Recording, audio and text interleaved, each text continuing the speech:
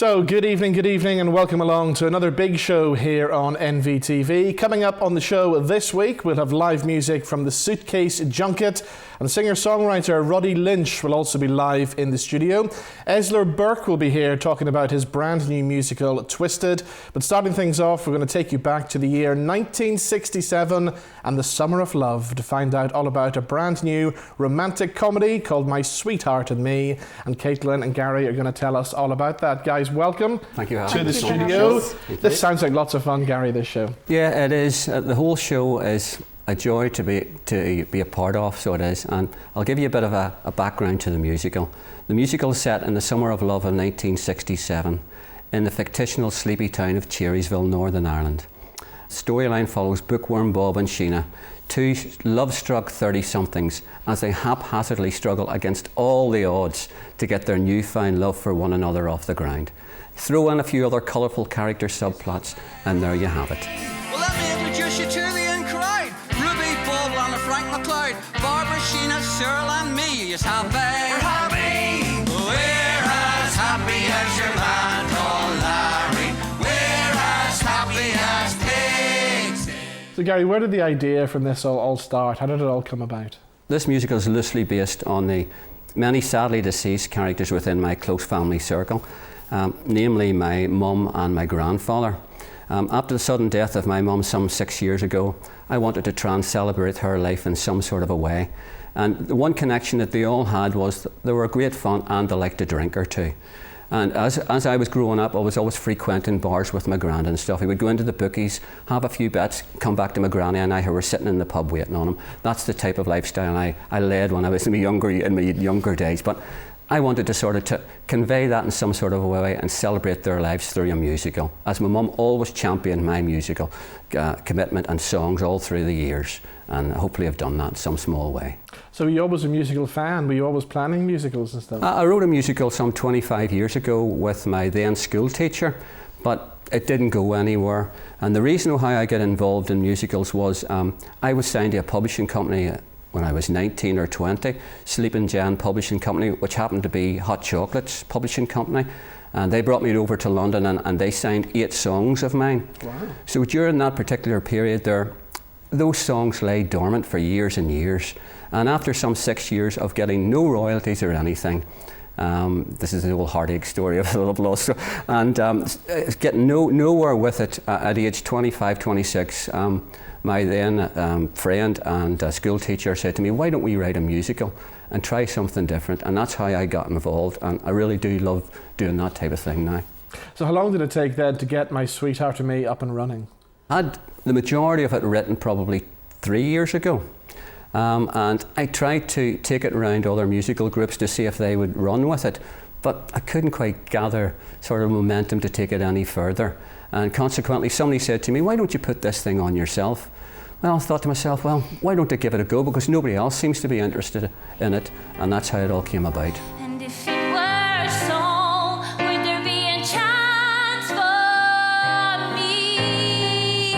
Show me a sign, something to cling on to. Without your love, where would I be? Now, Caitlin's here, you're playing the lead role, you're playing Sheena. Tell us all about Sheena. Sheena is your typical girl next door. She's obsessed with love and finding a man to love her, but she's been so unlucky, and she can't find anyone. I think maybe she's fussy. I think maybe that's her problem. But anyway, she meets Bookworm Bob for the first time and automatically falls in love at first sight, is obsessed with him from the word go. And she's went from having nobody to then having 3 guys at once in this musical. There's 3 guys after her, and it's mad. She doesn't know what to do. She's all caught up in the whole drama of what do I do? Who do I choose? She's got Bookworm Bob, obviously, and then she's got the crazy character, which is Dandy Dan. And even just by his name, you can probably tell he is so eccentric, so out there, and I suppose you'll have to come watch and see. I don't want to give too much of it away. But of course, being the lead role, you've got some big songs as well, haven't you? I do, yeah. All of Sheena's songs, I'd say, are big ballads. They're big songs. I really have to go for it. But I love that about the character. My songs, I'd say, are the ones that the audience will probably feel most in touch with when they watch the show.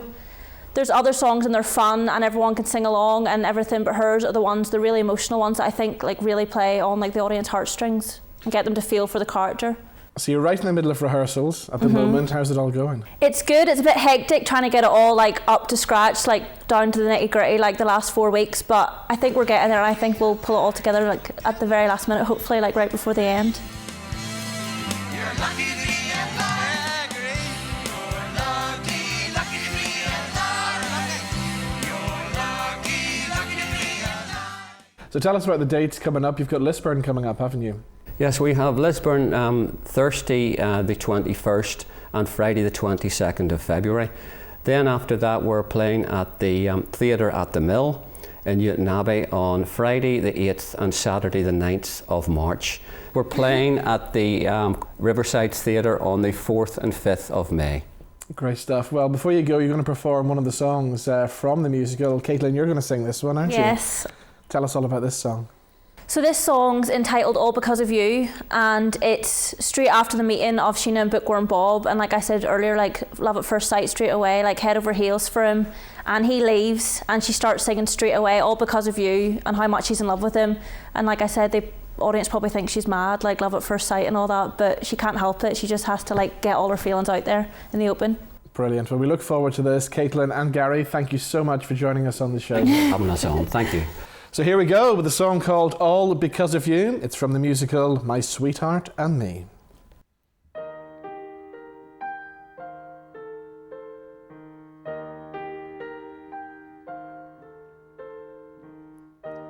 I thought that love would never ever find me. Then like a bolt from out of the blue, Cupid's arrow found its target, and it's all because of you.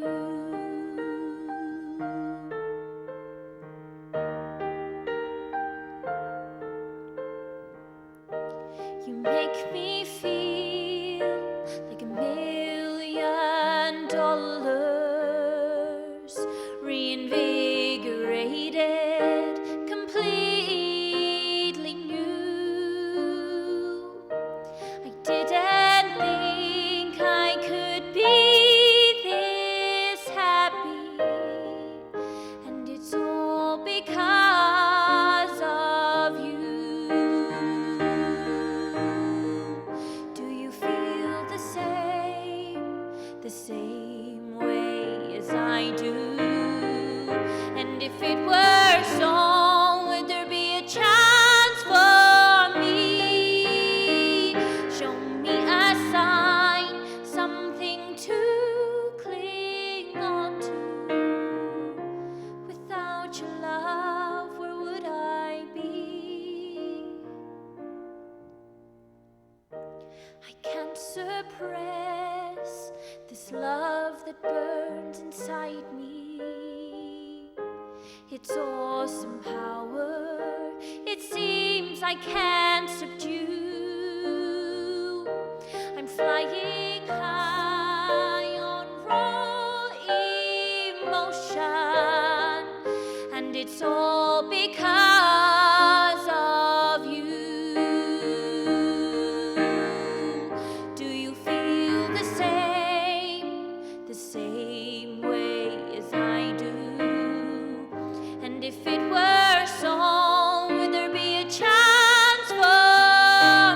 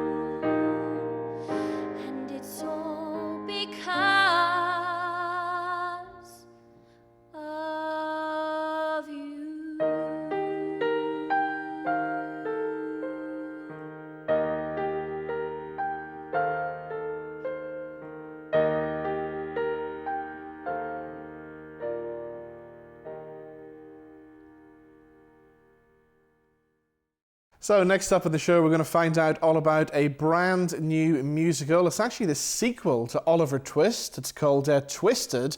And the man behind it joins me now in the studio. It's Elser Burke. How are you, sir? I'm very well, thank you, Robin. Thank you. So tell us about this musical. It sounds very exciting.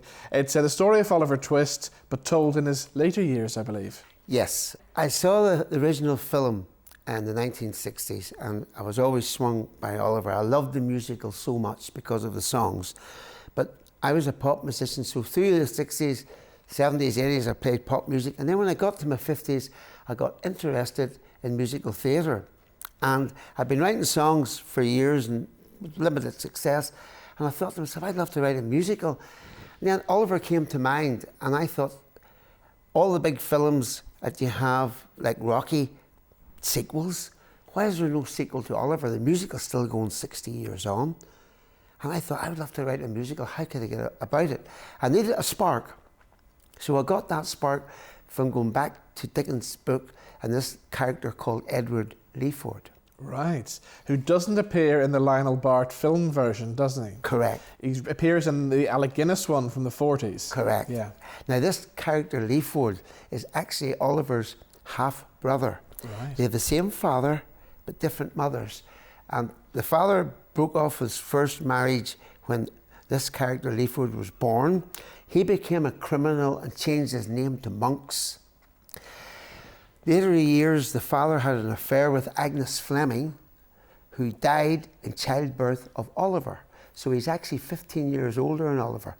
But when the father died, who was wealthy, he left most of the inheritance money to young Oliver.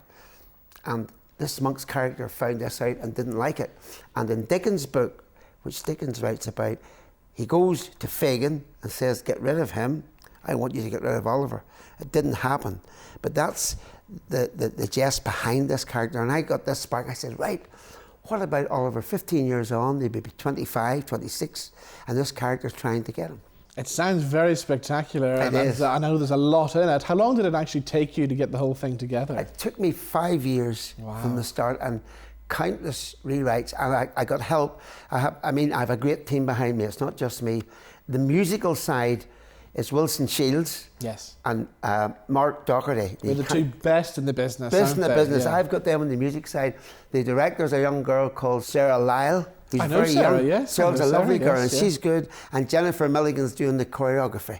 The two girls are brilliant. They're working really hard. Bernard Clarkson's the producer from the Mill Theatre, and that's my team. And there's other people in the background as well. There's something like 21 songs. 21 in this, pieces of music, and I've made the songs very like. I mean, you can't follow Lionel Bart, a genius, and he's my hero along with Lennon and McCartney. That's my musical heroes. I did the songs. That was the difficult part, trying to write songs. Not competing, but trying to write songs against that background of Oliver. Yes. But I think I've done not too bad because the songs are very much the same feel as Oliver. And if anybody likes this, if anybody likes Oliver, they'll really like this musical because it's the same setting, the old Victorian streets, the pickpocketers, the bad guys. It's all the old flavour of Oliver. I know you've got a massive cast as well. 42 in the cast. 42 in the cast and 12 principals. Yeah. Wow. Beautiful girl playing Jane, and Oliver's Jimmy Young, and Jane's a wee girl, Louise McMahon's playing Jane. She's a lovely girl, lovely guy, and Oliver's a lovely fellow. They both suit the part. The boy's fair hair, and he just looks like Oliver would have looked like at 25. And I suppose you're hoping for bigger things as well. Might this go on somewhere else? Well, the thing is, Robin, as Cameron McIntosh says, you as a writer you have no power, because only last year, the year before, the Christine Keeler movie came out with 2-3 million put on it by Andrew Lloyd Webber, and the audiences didn't go for it, and it's gone. Yeah. Now this is the same. It's your audience will tell you the first night. At the end of the show, you'll know by your audience. But I think people are going to get a tremendous shock when they hear some of the songs, the way what Mark has done and Wilson's done to these songs. I mean, I just played them the piano in the house. Yeah. Took them to. There's nothing like that now. You want to hear them now. But of course, you've had a great career in the music industry for many years, haven't you? Yes, I had. Since 16, I sang in a band. My band came in just at the end of the show band era, when the big show bands were just dying. They came out in 65, and about 1970, the show bands were going down, and I was in a wee group then. I joined a band, Heartbeat, Mary Lou and I, and we travelled the country with this band. But our band was just below, there was two really big groups, Sunshine and Chips. Yes. And they had record companies. Linda Martin was in Chips, wasn't she? Yes, that's right. Yeah. Now, there's a thing happened to me, and this is quite true. If you look at me now, you wouldn't know it, but if you look at the film That'll Be the Day, David Essex and I looked exactly the same at that time. We looked very like each other. Yeah. I was sent to London in 76, 77 to a record company of the band, and me and him looked the same. Now, he was massive with Rock On and all the big songs, and the record producer guy says, the guy looks at David Essex, he's no use, you can't have two David Essexes. Sit back home. And you're still performing today? Yes, yeah. performing in my band called the Castaways, a 6-piece live band. We like to play live, and then I play myself on the piano. We one-piece going out just to enjoy myself. Yeah. And I'm still playing cricket, a cricket fanatic. Right, okay. I've played for Lauren for years. I love my cricket. Same as Tim Rice, cricket mad. Tell us the dates once again. The dates is February the 20th, Wednesday, February the 20th to the 24th in the Theatre at the Mill, and there's 2 matinees on the Saturday afternoon and the Sunday afternoon as well from 2 to 4. Brilliant. Well, Elser, thank you so much for joining us, and the very best of luck with the show. And thank you very much, Robin, for having me. I really appreciate it. Thank you. Now, time for some live music, and probably the most bizarre music act that we've ever had on this show. He's a one-man band who plays music out of all kinds of different objects, as you're about to see for yourself. So, ladies and gentlemen, here is the Suitcase Junket.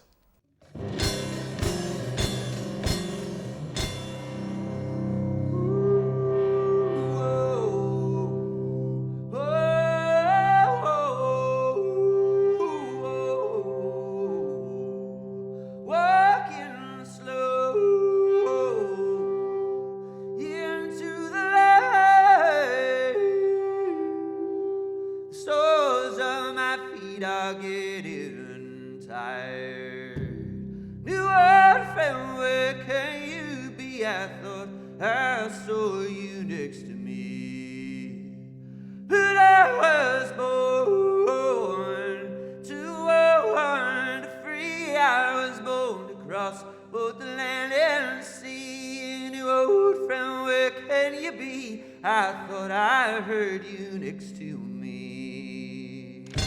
I wish I could, but I won't stay.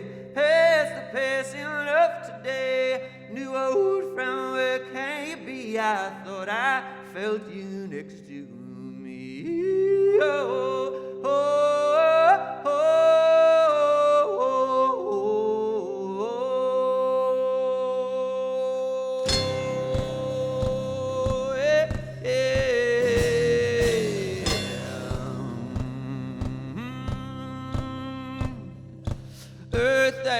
Sitting sun, you told me you were the one, and I followed where you led. So winter came and left you dead. Winter came and left you dead.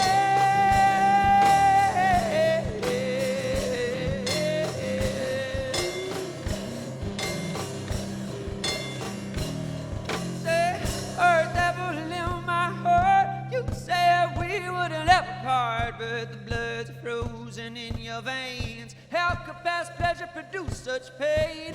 How could past pleasure produce such pain?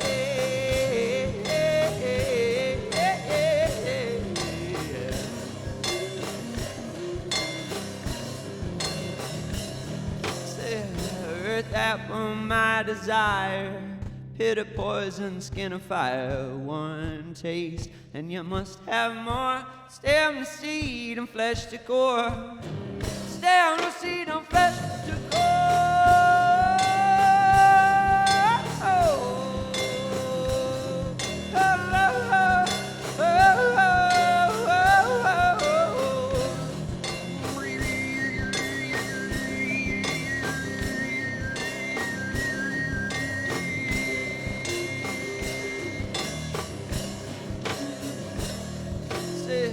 Earth apple in the ground, took with you all color and sound. I wait for your return, feel Feeling cold and I'm feeling burned.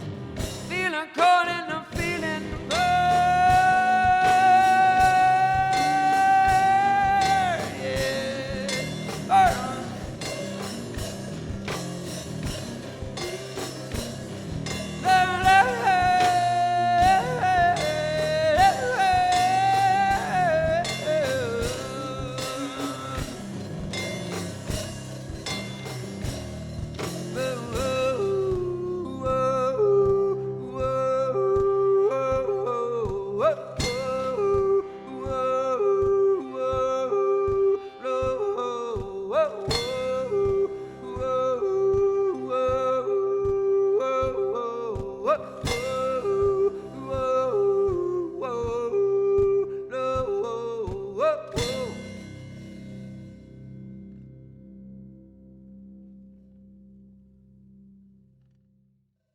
So that's a track called Earth Apple from the Suitcase Junket, and Matt joins me now in the studio. How are you, sir? Doing well, yourself? Very well, thank you. So tell us the story behind that track that you just played there.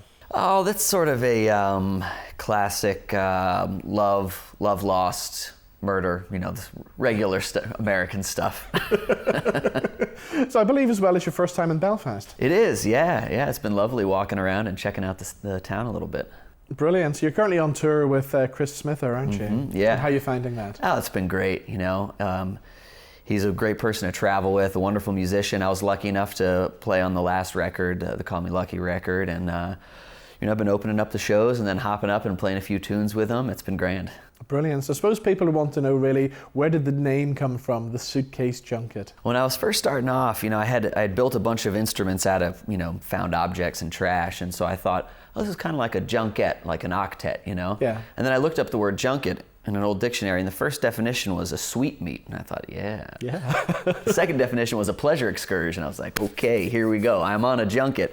And then it was a matter of figuring out what kind of junket I had, and at the time, I was collecting old suitcases, and I was sitting on one and playing it with my heel as a bass drum, and so it seemed pretty clear that I was on a suitcase junket. But because I believe on one of the Beatles records as well, didn't one of them play a suitcase? yeah, it's not a new thing. You know, it's a nice thumpy instrument and also everything fits inside of it. So, you know, you can just carry one heavy object instead of many. And are you always on the lookout for different things that you can make music from? For a long time I have been, and now I'm trying to limit my acquisitions, and I'm going through the collection and saying, are you worth keeping, you know? So where did your love of music start? Where did it all come from? Young age, you know, my parents were both big listeners, and we got a free piano. You know, everyone's always giving away pianos if you can move it. So we got a free piano when I was maybe 4. My sister started taking lessons, and as soon as she started playing, I was like a moth to the flame. Always had trouble focusing on one instrument, you know, which just sort of landed me where I am now. As soon as I heard one, I thought, I want to do that, you know. I believe over the years as well, you've been playing many of the big festivals around America and stuff. You've had good success there, haven't It's you? been great, yeah. And one of the reasons is I can make a whole lot of noise as one person, you know. Yeah, it's fun. So once you finish with the tour with Chris Smither, what's next for you? What's in plans? Well, for February and March, I take off and I stay at home and I do some maple sugaring in the backyard, you know, and get my feet on the ground, and then we gear up for the album release, which is coming out in April, an album called Mean Dog Trampoline. And what can we expect from the album then? That one's going to be a little bit different than the rest, you know, as I've worked with a producer for the first time in a bunch of years named Steve Berlin, he's in Los Lobos and does a lot of producing work, and so we took apart the sound and then put it all back together again piece by piece, and so it's going to be a little bit slicker and maybe more accessible than the other ones. Brilliant. So you're going to do one more song before you go. What are you going to do this time? I think I'll play a tune called Jackie, which I wrote about my favorite chicken. Right, okay. Sounds interesting. We look forward to it. Matt, thank you for joining us. Thanks for having me. So here we go with a song about his favorite chicken, Jackie. Here is the Suitcase Junket.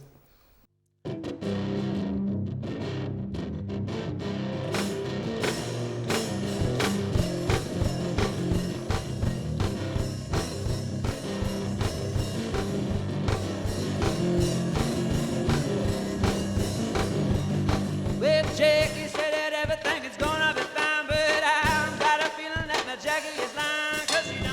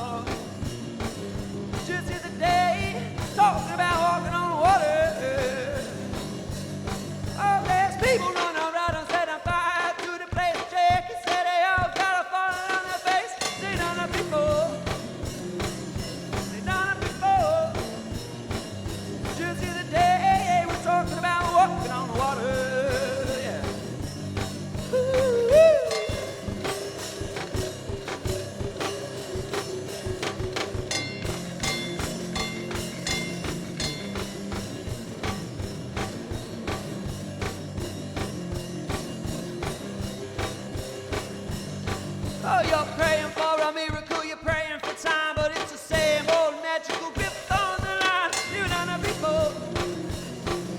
You've done it before. Just the other day you were talking about walking on water. Oh, yeah.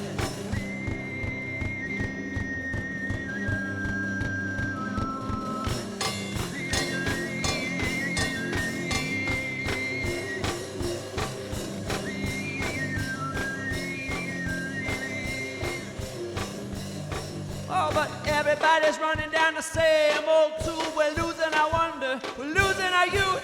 We done it before. Done it before. Yeah. This is the day you're talking about walking on water. This is the day you're talking about walking on water. This is the day you're talking about walking on water.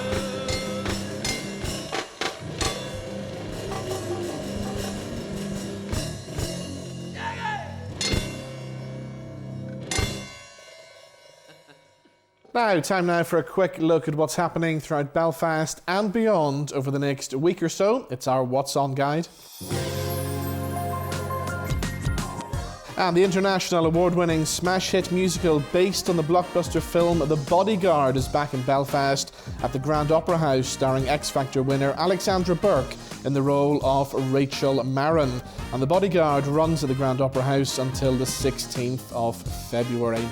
Now we're moving on to a show that will put you off eating pies for life. The Lyric Theatre and Northern Ireland Opera bring you Sondheim's musical thriller Sweeney Todd, the Demon Barber of Fleet Street, and that runs at the Lyric right through until the 23rd of February.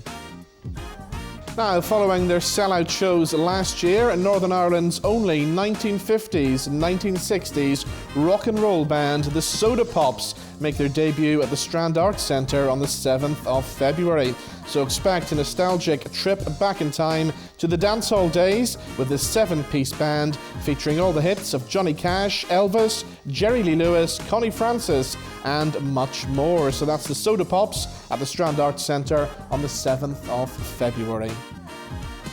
Now, moving on to the 8th of February, and you can join Johnny McAvoy for an evening of songs and stories from his 50-year career at the Waterfront Hall.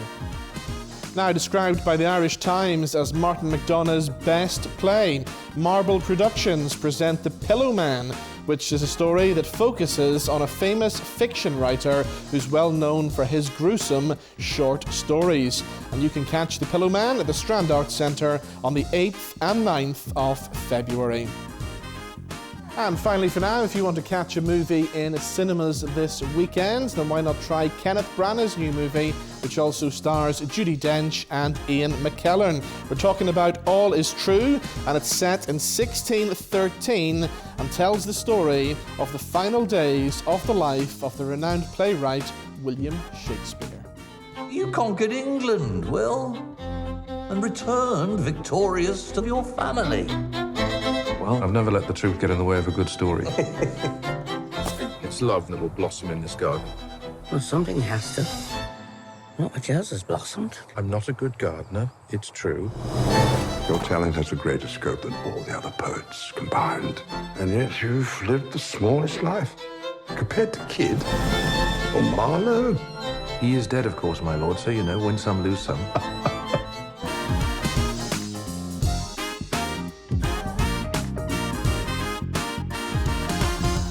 My final guest on the big show this week has been working for the Northern Ireland Ambulance Service for the past 23 years. As well as that, he's just released a new record, all to raise awareness of suicide awareness. We'll find out more. Roddy Lynch joins me in the studio. How are you, sir? Not too bad, Robin. So, 23 years you've been working away, saving people's lives out there on the front line, and now you've released this song, which has kind of gone viral, hasn't it? Yeah, a bit. You know, it had 10,000 views within 24 hours. It was released by the folks at Sessions in the House, and I was just flabbergasted at the response initially, and then it's gone on now. It has a few tens of thousands of views, you know, so a lot of people have seen it, and I've got a lot of lovely messages from people, you know, all over the world, really. And a couple of famous people have contacted me and said, you know, that what the song has meant to them, the words, it seems to have struck a chord. So what was it that prompted you then to write this song? Because you have been involved kind of in music for years, haven't you? Yeah, I've been playing music a lot of times just for fun or just as a means to unwind, you know, but I've been doing it for 30 years. I've been writing songs for probably longer than that, since I was a young teenager, and never done anything with them, and had always thought I must get those recorded sometime, just for myself or for my family to have. But I think as you get older, you start to think, you know, you could be gone this time next year, Yeah.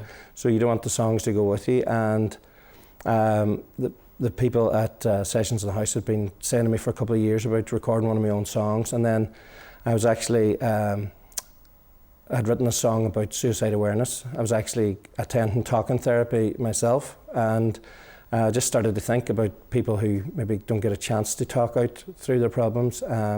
Because I'm a great believer that whatever's in should come out, you know, whether that's you write it down or you say it or you write a poem or you write a song. And a lot of times singer-songwriters write a song. So I wrote the song on the way to the talking therapy, and I had it written in about an hour. Right, yeah. And then hadn't really done anything with it again. And Joe Murray at Sessions in the House was talking to me about recording one of my songs. So I thought, well, that's a good excuse, I suppose, to do this one. So I agreed to record this one. I would imagine over the past 23 years, throughout your day job working for the ambulance service, you've seen a lot of stuff, a lot of horrific stuff. And obviously, since you've written about suicide awareness, you must have been called out to many suicides and indeed suicide attempts over the years. Yeah, we've seen quite a number of suicides, you know, that and also quite a number of attempted suicides, you know, and a lot of those people it's a cry for help. Yeah. But some of those people don't want help, and it's because a relative or a friend has informed us, and that's why we're there. But it's very difficult to watch. Yeah. Very difficult to experience. You know, we've seen some things that people should never have to see. Yeah. And of course, here in Northern Ireland, the crazy thing is the suicide rate here for such a small country is so high, and especially in your hometown of Derry as well, isn't it? Yeah, it is. Yeah, the Northwest has seen, you know, a rapid rise in suicides over the last probably 10 to 15 years. It really is a crisis situation, and when people are faced with a crisis, they ring 999, and sometimes, luckily enough, we're able to intercede and we're able to help them. Yeah. But it's very difficult when we leave them in the hospital, because sometimes we don't see them again, and you're often wondering, you know, how they've managed or how they've got on, you know. Why have you stuck it for 23 years? Do you know what? Before I joined the ambulance service, I'd always thought when I was a kid, and then I'd forgot about it for a while, and my wife seen it advertised. We weren't married at the time, that's in 1995, and she said, look, you always talked about doing that, and it was my dream job. You know, it was a job where I could help someone, because if I wasn't working in the ambulance service, I'd still want to be helping people. Yes, yeah. And I suppose maybe that's the reason I agreed to record this song, because I thought it might be a way to help people. And as it turns out, you know, a lot of people have told me that it has helped them. Yeah. And what I found with the song is that people are talking about it. People who wouldn't have spoken, I didn't know that they were having issues with mental health, but they've spoken to me about it, because it's sort of like an icebreaker. Yes. You know, the song has opened up. But the ambulance service is just a way of helping people. And you know, as I said, I would try to be doing that whether I was in the ambulance service or not. But it's just something that I've loved for the past 23 years. So you mentioned the song there. It's out now. It's available. It's called Split the Bill, isn't it? Yes. How do people get their hands on it?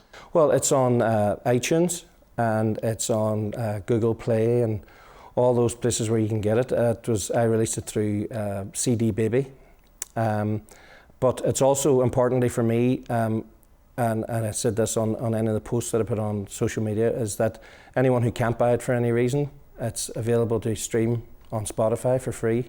And it's also available, the video from Sessions in the House is available on Sessions on the House YouTube page or on just YouTube if you search for Split the Bill. And I've been reading the comments that are coming in already, and already people are listening to it, and it is helping people out there, isn't it? Yeah, well, that seems to be the thing that I've got back, and you know, I've got some lovely messages, some really long messages telling me, you know, exactly what the words of the song, and I suppose those words came to me because that's the way maybe I was feeling at the time, you know, and as I said, I've seen so much in the ambulance service that I thought all those things came out in the words of the song. You're going to perform the song for us now? Yeah. We look forward to this. Roddy, thank you for coming in. You're welcome, Robin. Thank you for having me. And we look forward to hearing the song. The very best of much. luck with it. So there we go. That's all we have time for on The Big Show this week. A big thank you to all my guests, including the cast of My Sweetheart and Me, Elser Burke, and the Suitcase Junket. And to play us out on the show this week with his brand new song, Split the Bill, here is Roddy Lynch. See you next week.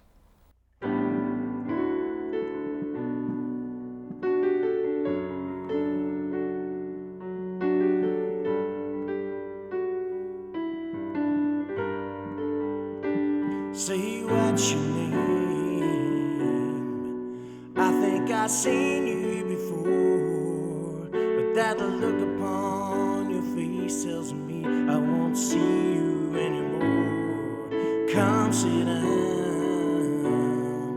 and rest your tired weary bones, and we can share a bite together so I don't have to eat alone. They say that when you're in a spot of trouble,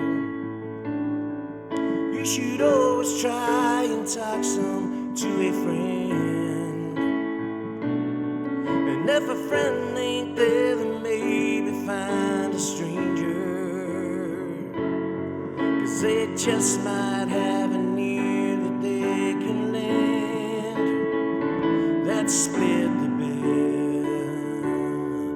get it out into the open, and say a problem shared is half, and you know they ain't telling lies. Split the bill, you know you should never give up hoping that somewhere down the line there is a chance of a happy life.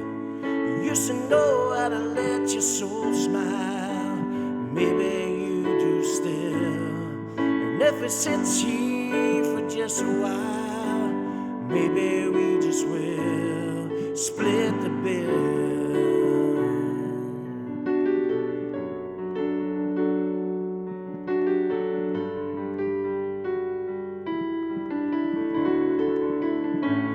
Don't mind the time, you know your peace of mind is precious.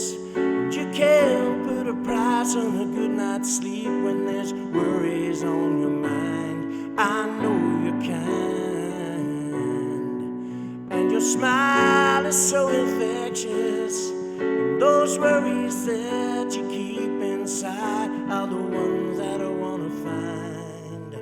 They say that when you're in a spot of trouble, you should always try and talk some to a friend. And if a friend ain't there, then maybe find a stranger, 'cause they just might have an ear that they can lend. Let's split the bill, get it out into the open, and say a problem shared is half, and you know they ain't telling lies. Split the bill, you know you should never give up hoping that somewhere down the line there is a chance of a happy life. You used to know how to let your whole self shine, maybe you still do.